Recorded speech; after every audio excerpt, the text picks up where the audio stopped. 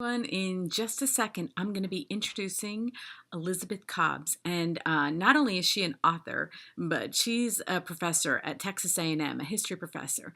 And as everybody who watches me knows, I get really, really nervous when I have to talk to history professors.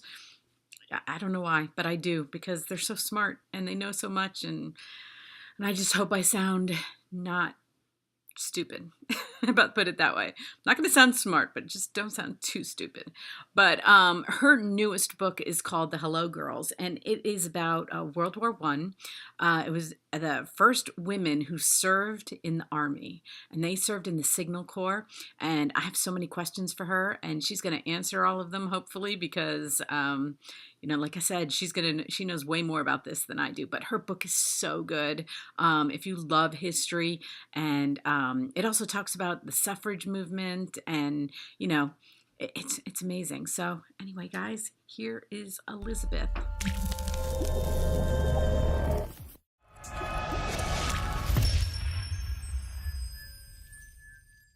Hi, everyone. I am so excited today to be speaking with author and professor Elizabeth Cobbs, and her newest book is called The Hello Girls. And I was so excited when you said yes. So thank you so much for talking with me.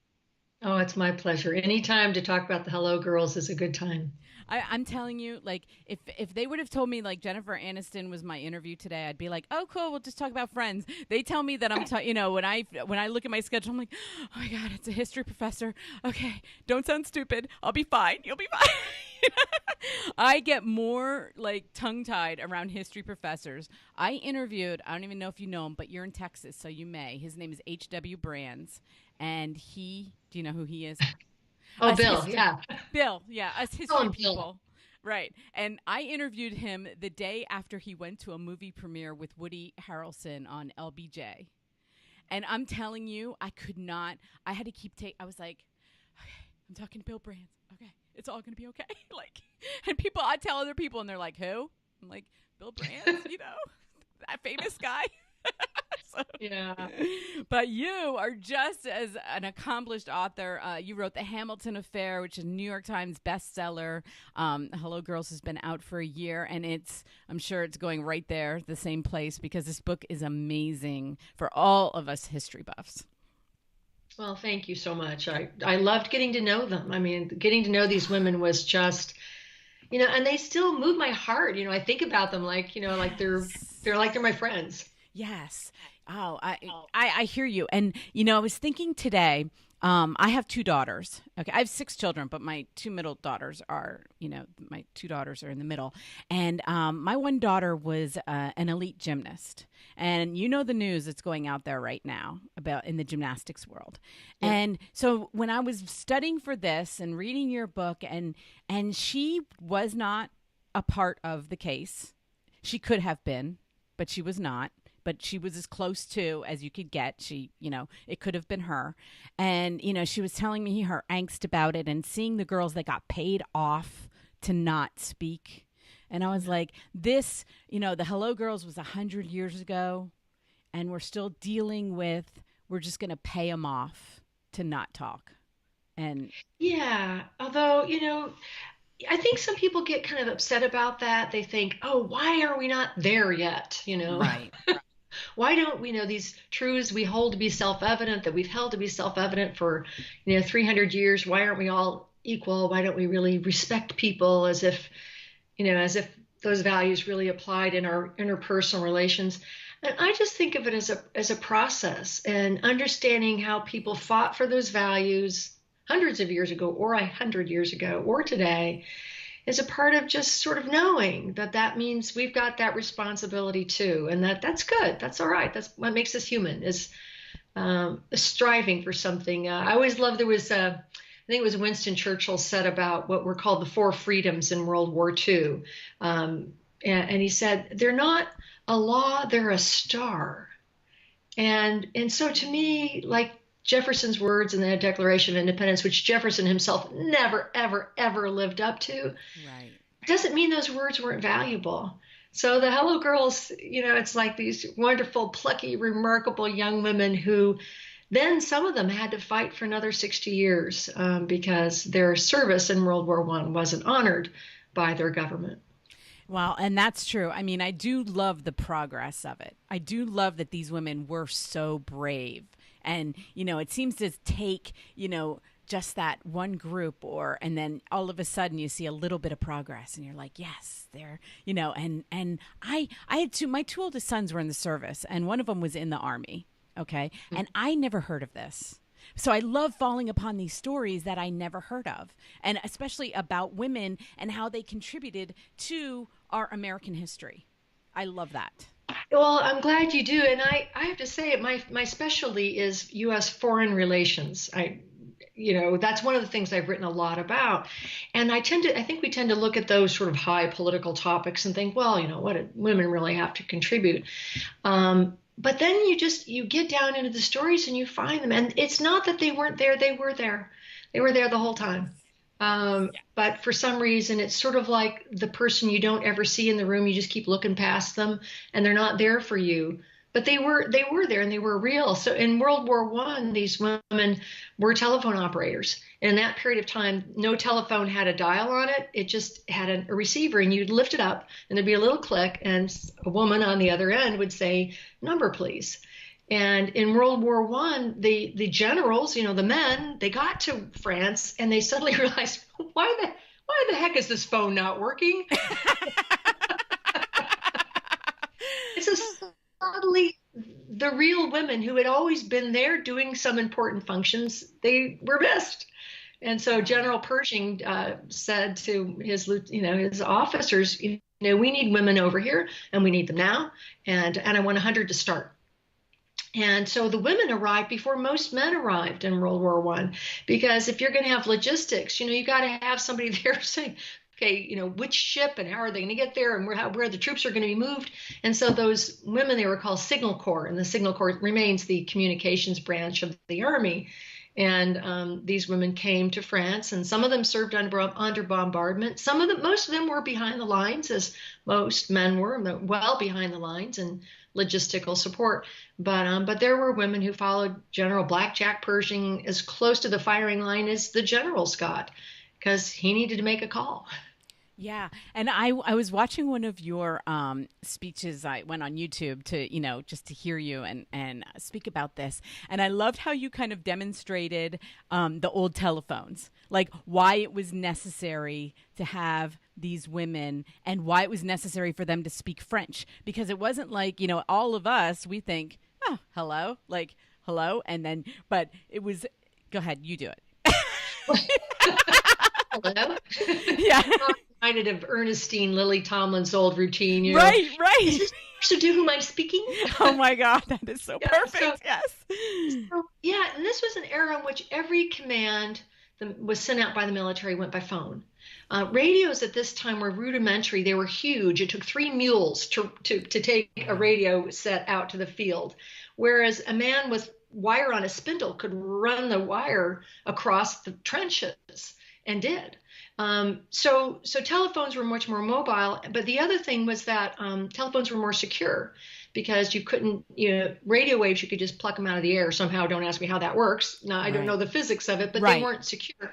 And the other thing is that radios did not yet carry voices. They were all in Morse code. Right. Through World War I. And at the very end of World War I, they started to carry voices. So that readiness and security and immediacy of communication in battle is super important.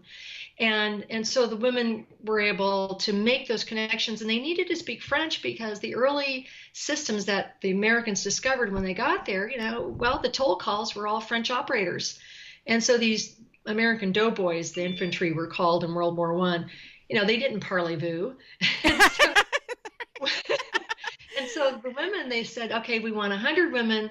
They have to be bilingual. They have to be crackerjack in French and English, because not only were they connecting with French operators, but sometimes American generals were speaking with French generals, or American lieutenants speaking with French lieutenants. They didn't speak each other's languages most of the time. So the women would not only be like, making all these calls and taking calls and clearing the boards and putting new calls through, they'd be translating as well, and sometimes translating very high level conversations. So the women had to be also, therefore, very trustworthy, because literally they held national secrets in their hands. They could hear every phone call made if they wanted. They just would attach their little earpiece to the phone and they could listen into any call. Wow. I know. And, I remember, I'm so happy that you brought that up with Lily Tomlin, because I still remember that with love. That was so perfect. And that's why they needed so many of them, right? I mean, because how many calls were they taking through? I mean, okay, in my little town that I grew up, I remember, because my grandfather was a telephone, what do we call it? He climbed up the telephone poles. So he was like the guy, right? Lineman. Yeah. But there was Lineman, one yeah. telephone woman, okay, in our town who plugged the phone calls in, And so you're thinking about the amount of calls that are coming through and going out, coming in and going out. That's, I don't know, that just amazed me, not knowing anything. By the end of the war, these women, and the number climbed up to 223 by the end of the war, they were taking 150,000 calls a day. By the end of the war, they connected 26 million calls. Now, the important thing to know is that men could do it too. And initially, they tried to use men because the Army hated the idea of using women. They just loathed the idea. They just thought it would be not a good thing. So, but what they found is that it took the average doughboy 60 seconds to connect a call. It was a complicated thing. You had to take the call and blah, blah, blah. So it took the average doughboy 60 seconds, and it took the average woman 10 seconds. Wow. So in wartime, when someone's shooting a gun at you, the difference between 10 seconds and 60 seconds is your life. Wow. And so to get troops, which were our own artillery were firing into our own troops, those kinds of emergencies required an instantaneous connection, or as instantaneous as a human being at that time could connect a phone that wasn't automatic in the way that phones are today. Well, I tell you, I found your book because I homeschooled my children. Okay. And so I have to teach every subject, but history, of course, was one of my favorites. So my children will all tell you that they're, what they lacked in science, they gained in history. That was just my gig. So, I would go from the Civil War, right, pass through World War I in, a day or two, and then go right to World War II, okay? And I think about this a lot because why did I do that? Why, I did that in school. I realized that was the way I learned in school. It was like a breeze through World War I only to get to how did we get to World War II? Well, we had this little World War I, So I'm kind of forcing myself to read more books on World War I, which is how I find you guys, all these interesting books, because it was a huge thing. It wasn't a little thing, it was the beginning. We couldn't have World War II without what happened in World War I. And even technology, like you said, like a lot of things happened in World War I. Technologically, how about that? To get there. Yeah, absolutely. I know that impulse. I've done the same thing myself, where you think, okay, 1, 2, I can count. Thank God there was never a 3. Right. So I grew up with that fear, but World War I, one of the things, just a teeny tiny, there are a couple little facts that I think help people get a grip on how devastating and how transformative the war was. When J.R.R. Tolkien wrote The Lord of the Rings, he had been a Signal Corps, officer, like my women in World War I. And when he was trying to search for an inspiration to describe the land of Mordor, where everything was so destroyed and so devastated, and the earth had been scorched to nothing, he drew upon his experience of northern France. In World War I, and what happened there, and how the technology just chewed up the land and chewed up people. They called World War I the trench warfare the meat grinder, because it would grind up people and stay in place. It just kept grinding.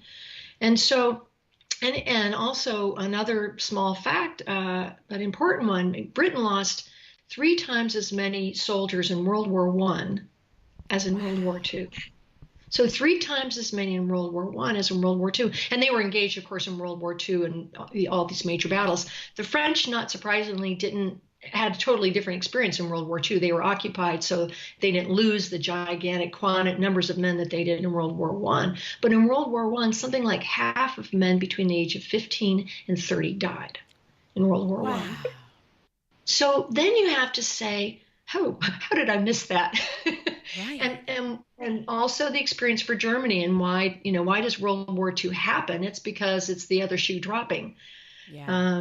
So Right. you need to understand, well, what was that all about? Where did that start, and why did people get this sort of blood hatred for one For another? one another, right?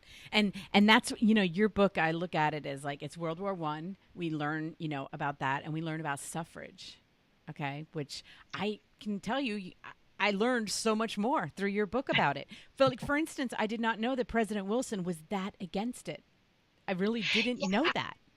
Yeah, so I'm a one-stop shopper person. That's right. I'm not a person who likes to go from store to store to store. Some people like that and it's their hobby, and I kind of understand it, but I don't feel that way myself. And I feel like with a book, it's really great if you can give people all kinds of things. So when I set out to write the book, I thought, I want people to walk away and go, wow, I get World War One, like yourself. Or they go, wow, I get technology, how technology really, the phone, why was the phone so important? Or they can go, God, how did women's suffrage go with World War One? Boy, I never saw that mashup coming. And actually, what's interesting about that is, sometimes people, it's like a basic, obvious fact. You don't stop to think, why is that weird like that? So women's suffrage, it took them 70 years. So 70 years. And then suddenly in like a year, they get it. You're like, oh, well, no. What happened? Did people wake up and say, I could have had a V8, could have had women's suffrage all these years and I didn't realize it? No, something else happened. And that something was World War One. And part of that something is that 20 countries before the United States, because of World War One, largely enfranchised women. And so suddenly the U.S., which has always been this, cool kid on the block, we thought up liberty, we gave the vote to everybody before everybody else did, mostly. We suddenly realized we're actually like way in the back of the pack. And Woodrow Wilson, who had opposed women's suffrage, but who aspires to be a leader to help to make the world a better place where wars like this won't happen, he realizes, how are we going to be, the speaker for democracy if we don't, enfranchise half our population? Oops. Right. So I'm true. I know I'm making it sound a little funny that way, but I think that really was basically what was happening. He looked around and said, we look really bad. Yeah. Well, and it seems interesting to me is that knowing even slavery, even the Civil War with slavery, it's like that England went first. Like we kind of like, I don't know, we piggyback on that a little bit during that time. Yeah, I think a lot of Americans don't realize that the British freed their slaves 30 years Right. before America did. And they did it without a civil war. They did it with a tax on soap. I know, right? Exactly. It was, and other things. It was an excise tax. They decided, this is an immoral thing. This is not consistent with who we are, our values. Now, by the way, they were not just ahead of America, they were ahead of everybody else. I mean, slavery was legal in Africa, slavery was legal in the Right. Middle East. Slavery was legal pretty much everywhere on the planet. So the British were really in the forefront that way, as they were in many things. And but they when they decided to do this, rather than having a war over it, they thought, well, we need to pay the people whose property we're taking away. We just can't, take away people's property. So they put a tax, an excise tax on various products, and raised the money and paid people back for the slaves they had expropriated, so to speak. Right. Exactly. And it just learning about them, like I said, my sons were in the service, so I saw women in the service. I and my first husband was also in the Marine Corps. I lived on bases, and women are such a huge part now in our military. I mean, everywhere now. I mean, they get sent overseas. They're such, and it's like, so your story is so important to see like how it had to start. Like, because I really didn't know. It was normal when I was there. It's normal when you go on a base now, you see, women walking around in uniform, and it's normal. But to think of a time when that wasn't normal, And not even, that they came back. They didn't, which I didn't know. They came back. They didn't get benefits. They didn't get vet benefits. They didn't, I was like blown away by that. I was like, really? Like, can that really happen? And they even got kicked out of veterans organizations because the veterans organizations, the women would come back in uniform, under Army orders. They'd served, longer than the men, most of them, because they came first and they left afterwards because of logistics, communications, or, they help you ramp up and ramp down. And they got back and, they were being saluted and they saluted others. And then they went join these organizations, and the organizations would say, well, where are your discharge papers? Show us your discharge papers. And they'd go, oh, well, I have this travel order. I have this letter from the government thanking me for my service, but I guess I don't have this thing called a discharge paper. Now, the oddity of that is that the Army kept using, there was no other word for it. The Army kept using it. Well, when are we going to discharge these women? Well, you're discharged on this date, go on home, goodbye. Here's your transport. You can wear your uniform all the way home. You can wear it for a certain interval afterwards. And by the way, that uniform became ultimately the final piece of evidence that allowed the women, after 60 years, finally to make their case with the help of a young male attorney, a young man who said, this is a crazy thing. How can I help you? So he ended up making an argument to the U.S. Congress. He said, it's against the law to impersonate a member of the armed forces. It's also against the law to impersonate a police officer, et cetera. Right. So because it's a badge of office. So if you gave these women uniforms and you required them to wear them, everywhere except in their bedrooms, which was the law, they couldn't wear earrings, they had to be in uniform at all times, then you made them soldiers, and you better acknowledge them. So I love this one woman. She became kind of the leader of the fight afterwards. Just a wonderful, upstanding woman whose name was Merle Egan. And she said at the end, when she got her Victory Medal in 1979, 60 years after she got home, she said, I'm so pleased to get this, and I deserve this Victory Medal not only for serving in France 60 years ago, but for fighting the United States Army for 6 decades and winning. Absolutely. It's amazing, and it's crazy. And I'm so happy for her that, and every woman who gets to serve in the military now, that they can know this. And I'm really happy you found this topic. How did you find it? Did it find you, or did you find it? Yeah, no, I was kind of scratching around for something. I mean, after you've finished a book, like you always tell yourself, I'm just not going to write another one for a while, just going to go on vacation. Yeah, and that never happens. Michelle, so I always tell my kids, I'll say, okay, after this book's over, I'm really not writing another book for another year or so. And then like about 2 weeks later, I don't know. I don't know. It's something good seems to come along. And then you're like, but if I don't do this, someone else will think of it. So you had this crazy process going in your head. So with the Hello Girls, what happened is I knew the anniversary of World War I was almost upon us. Yes. And I thought, I'd like to write something for that. I'd like to understand it better myself. Although I teach this and I hope I knew more than you did. But, it's always a little vague to me. Mm-hmm. And so, you kind of repeat what you've heard and, you tell people, you teach what you were taught. But I wanted to know something more. So then I started thinking, well, let's see, do I need to write about Woodrow Wilson? I think that's been covered. The Treaty of Versailles, we've been there. I know those are important. Actually, I could probably find something, I hope, interesting to say about them. But I just started scratching around. I thought, I wonder if there were any women in World War I and, what they were up to. And I knew people had written somewhat about African Americans from World War I. That had been sort of kind of covered. Yeah. And so I just found it, and it was weird. It was just like a couple of little inner thing on the internet that a daughter of one of the women had put up, and she now lives herself in France. And I talked with a friend of mine who's a winner of the Pulitzer Prize in history, wonderful, wonderful, fabulous historian. And he knows a lot about this period. And I said, I'm thinking of doing a book about these women. They were called the Hello Girls, and they were soldiers, and, they got stiffed at the end of the war. But, anyway, and he said, I just don't see how I can make a whole book out of that. I don't know. I don't see how it could be like a whole book. And now he's a wonderful man. I wouldn't charge him with sexism at all, but I think that this is something we tend to do, and we tend to just think that there's just not a lot of story there with these Right. women. How much story is there?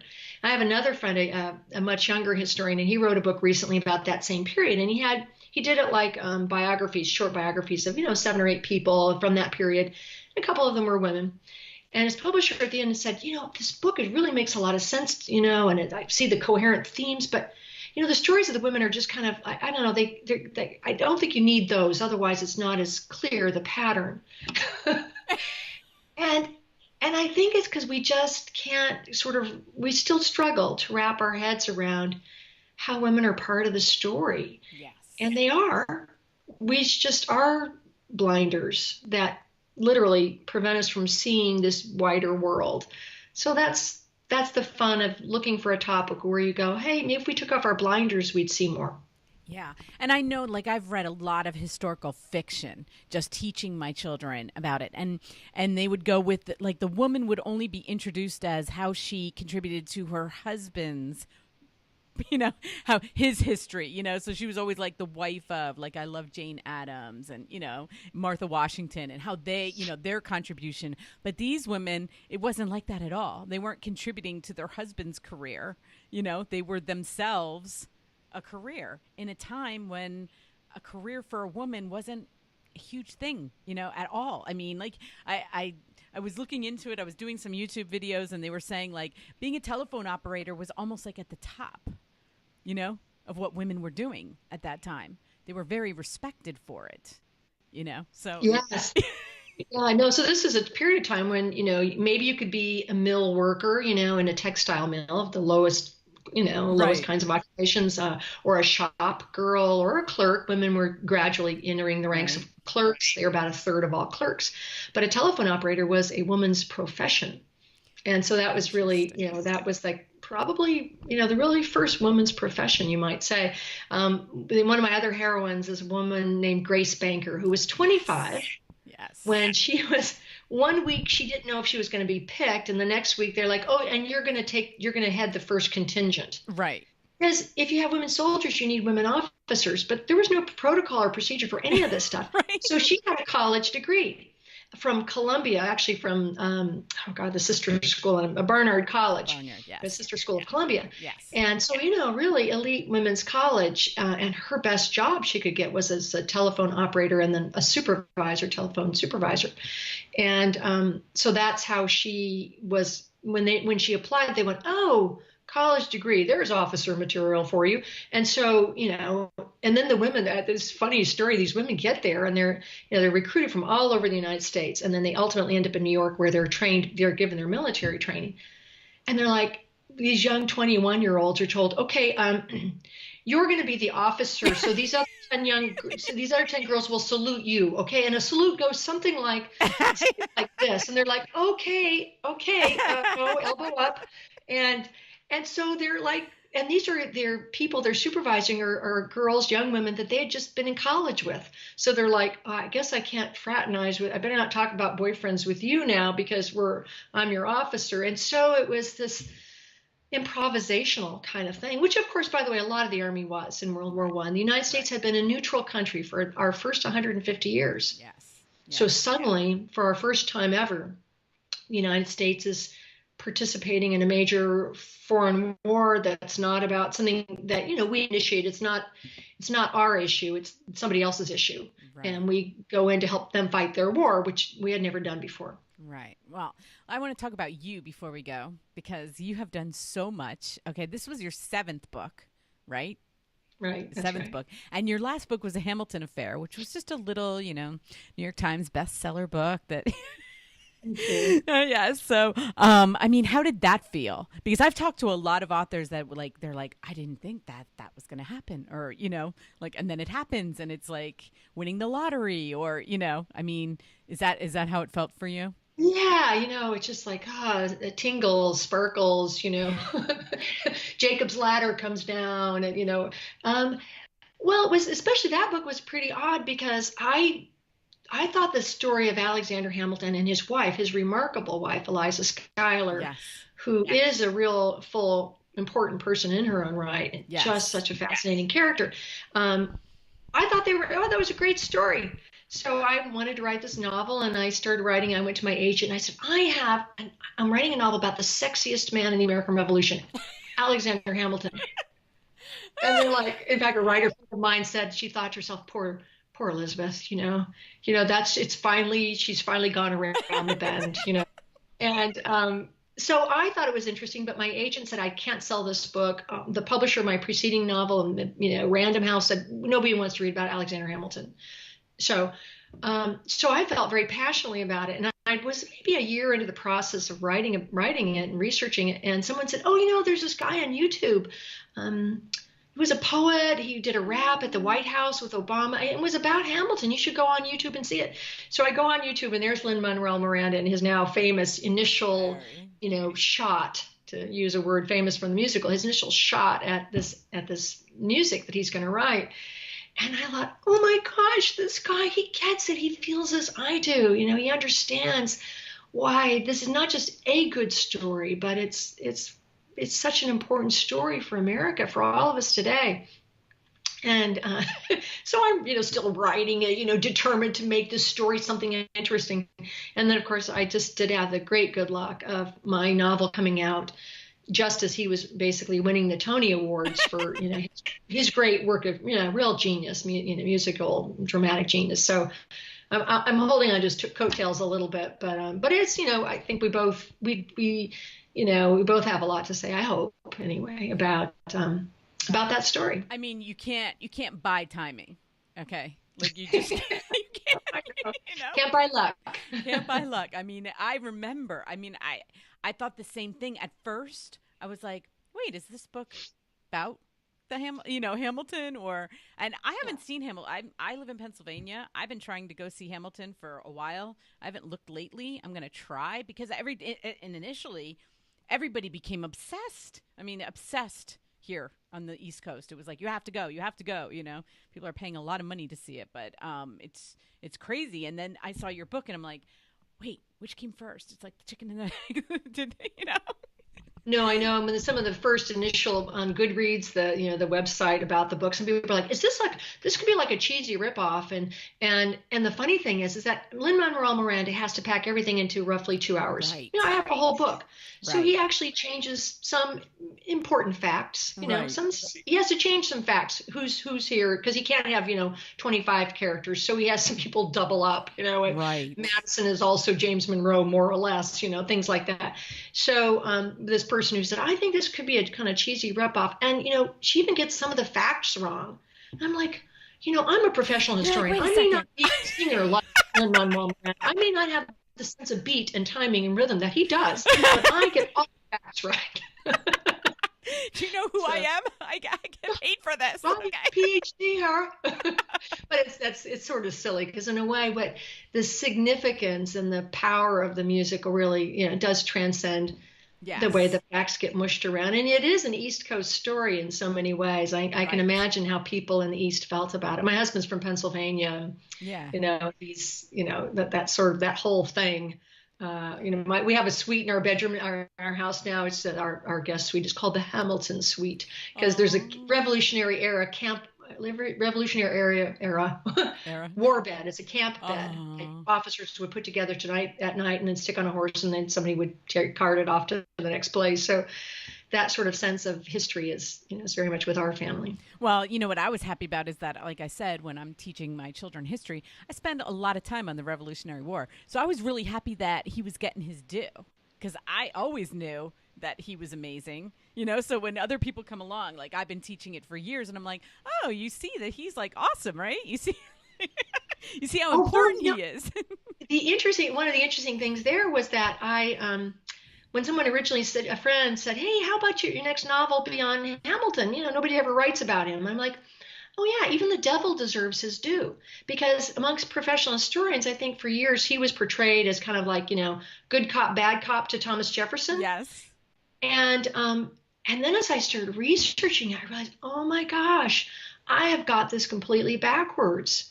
I have bought a story that's been told and retold and told from the perspective of the winners and not the guy who was killed at a young age and couldn't tell his story. And so I became initially it was sort of like it would be interesting, and then I became very passionate about it because I think people do kind of know in the man on the $10 bill, but he's the person nobody really knew, Right. and so it was very fun to tell his story. Yeah.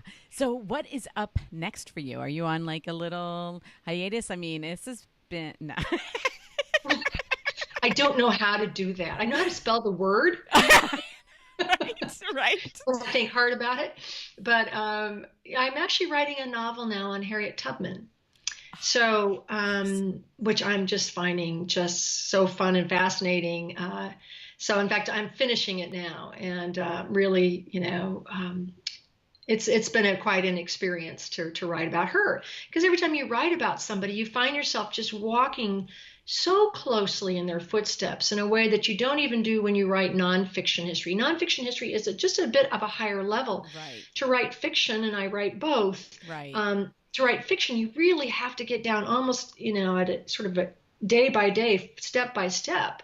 And when you do that with somebody, you come to see them in a much fuller way than you could ever have done by writing these sort of more general, better known facts about them. Yeah, I just talked to a woman. Her and I have become good friends, but she's an author and she's a historian. Her name is Margaret George. She's an older woman, right? She writes these 900-page books, these like historical fiction books, right? But the last one we talked about was Cleopatra. And she was telling me that when she finished it, she didn't tell anybody for like a week. She didn't tell her husband. She didn't tell her kids. She like mourned the loss of like that the book ended. And I think that I never thought about that before, but like you stepping in Harriet Tubman's shoes and writing her, like I do think you become so invested in their story that it is like you have to take a moment. She said, I just needed to absorb it myself that we had to part ways, me and Cleopatra. And I was like, oh, that's so cute. She's so cute. But anyway, and that's what you're doing as a history author, whether it's fiction or nonfiction. You became attached to these women and their story, and then now with Harriet, it's like you get very attached. You do, and it's you feel. I always feel with history like you're reaching through a bead curtain. Yes. And those people are still there. You're just trying to you're trying to bring them forward so we can see their faces, so we can know them. But their stories are living, breathing. Their hearts are still beating. And so when you go back and you get to know them, you start to feel like, especially people you feel that the story wasn't told right. Yeah. So let me give you a little picture on Harriet Tubman. How I got going on the Harriet Tubman story. Harriet Tubman was married twice. Okay. A lot of people don't think about. The first time she was married was when she was still a slave, and she lived in Maryland, and there about half of black people, half of the colored people, African Americans, were free, just in Maryland, and about half were enslaved. And the man she married was free. She was a slave. So that meant a man who was free chose a woman who was a slave as his wife. That meant that the children he had with that woman were going to be slaves. That was going to be a problem for him. But he must have thought she had something special. So after the war, when she left for freedom, he didn't want to come along, and they parted ways. So that's an interesting story. But after the war, she got married a second time to a veteran, a colored veteran. They were called colored troops.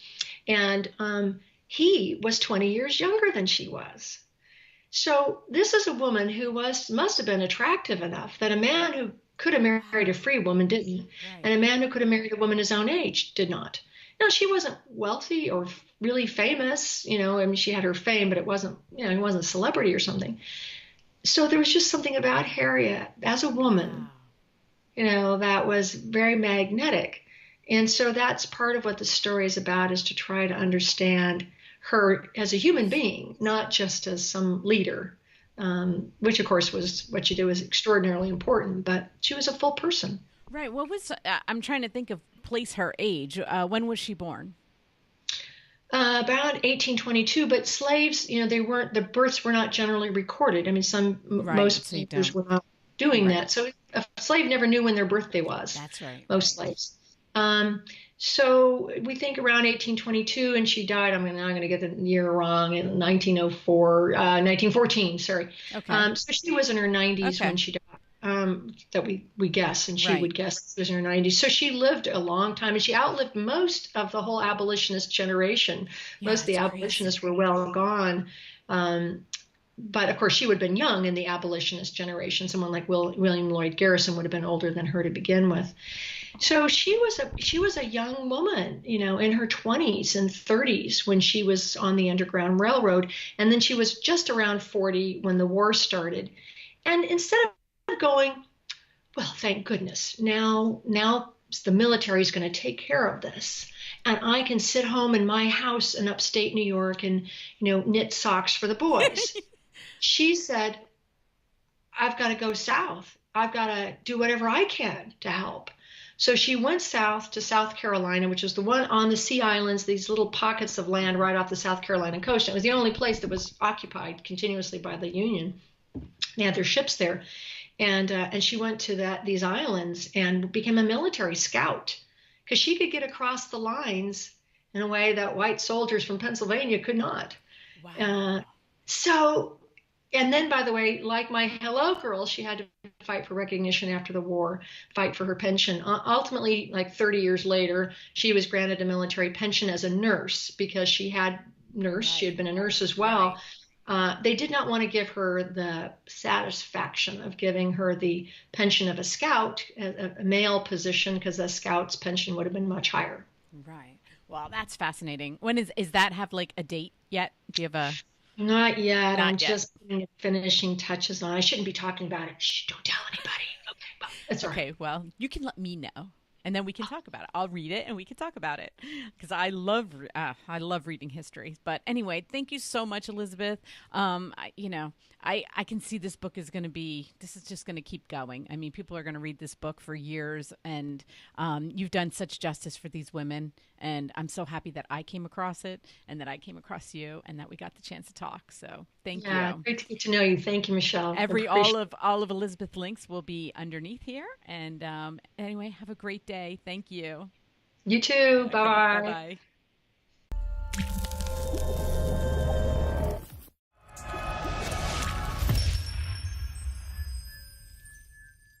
Guys, if you are watching this, that means you've made it all the way to the end of my interview with Elizabeth. And I just want to thank you. Grab the mic. I get yelled at if I don't speak into the mic. But anyway, thank you. She was so awesome. And she gave me so much of her time to talk about her book, The Hello Girls. If you haven't read it, and if you love reading history, go get it. All of her links are here. If you liked our interview, please hit like. And if you want notification of all my videos, I do a video every day but Sunday. You can hit subscribe. So thank you.